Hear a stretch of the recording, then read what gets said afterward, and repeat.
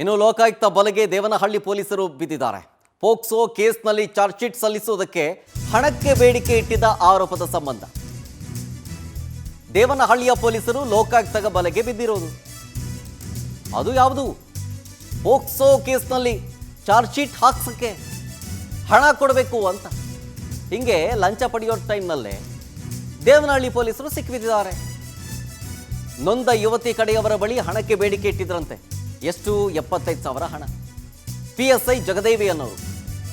ಜಗದೇವಿ ಪರ PC ಲಂಚ ಸ್ವೀಕರಿಸುವ ಸಂದರ್ಭದಲ್ಲಿ ಲೋಕ ಬಲೆಗೆ ಬಿದ್ದಿದ್ದಾರೆ.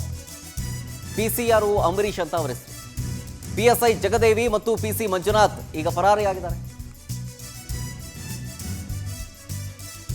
ನೋಡಿ, ಅದಕ್ಕೆ ಬೇಕಾದಂಥ ಒಂದಷ್ಟು ದಾಖಲೆಗಳಿದ್ದಾವೆ. ಆಮೇಲೆ PC ಅಂಬರೀಷ್ ಜೊತೆಗೆ